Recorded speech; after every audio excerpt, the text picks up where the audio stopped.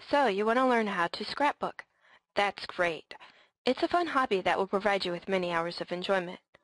Not only that, but it will also provide you with a library of unique and personalized photo albums to share with others that can be handed down and treasured by future generations. If you are just getting started, you may be overwhelmed with the many different supplies and tools available to you. Trust me, it's easy to spend a small fortune on these. However, you can actually get started with just a few supplies, adding to your collection over time. Here you will find my recommendations for what you will need, and it should not set you back too much at the bank. These are in addition to basic office supplies that you likely already have, such as a ruler and a pair of scissors. You will need to have cardstock and scrapbook paper. Sorry, construction paper will not work for this because the chemicals in construction paper will eat away at your photos over time. Make sure that any cardstock or paper that you use are acid and lignin-free. When putting together your first layouts, a common problem that many beginners experience is when to use paper and when to use cardstock on your layouts. There are no hard and fast rules regarding this.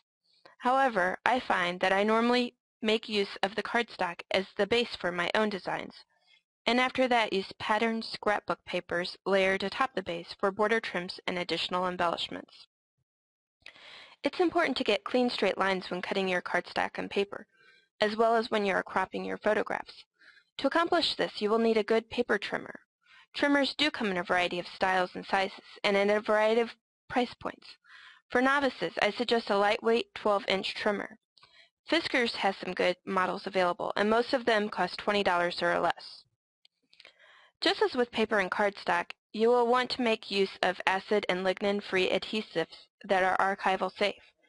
If you take a stroll down the scrapbook adhesive aisles at Michael's or Joann's, you may be surprised at the number of options available. Don't think that you have to purchase one of each. Initially, I would suggest purchasing a permanent adhesive tape runner with a few refills. You may also want to buy double-sided scrapbooking tape. These both can be used to adhere your photos as well as your different page embellishments to your layouts. As time goes on, you may find that you need other types of adhesives, but a tape runner and double-sided tape should get you off to a good start. Scrapbooking stickers are one of the most popular embellishments. They are easy to use and come in many different styles and themes. Although you could print your own titles, letter stickers are good for making attractive titles for your pages. Other types of stickers go a long way to add visual interest to your pages. In addition to stickers, there are many other items that you can use to embellish your page. For example, a low-cost option is to cut patterns out of your scrapbook papers. You can also add details with rubber stamps, adhere ribbons and buttons to your pages, and purchase or make your own die-cut shapes. Pens and markers are handy to have. However, you will also want to make sure these are acid-free. You can use them to add journaling to your layouts. Journaling is a good solution to express what the snapshots in your layout are about. Pens and markers can additionally be utilized to add other doodles to your pages, such as faux stitching and Zentangles. Do not neglect to pick up albums and page protectors. As you finish your designs, you will need a place to store them and keep them safe and sound. Prior to selecting these, however, you will need to select what size your pages are going to be. This really comes down to personal preference, although 12 by 12 layouts are one of the most common sizes. Once you have all your supplies gathered, you may be able to dig right in, but many people need a roadmap, so to speak, to pull their pages together. Scrapbook sketches are invaluable in this regard, providing a visual aid for putting together your pages.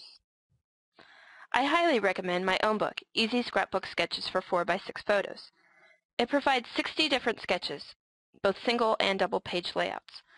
Dimensions are included for the sizes needed to cut your page mats, border mats, journaling boxes, and other elements, so that the layouts go together quickly. It's a great resource for both beginner and experienced scrapbookers.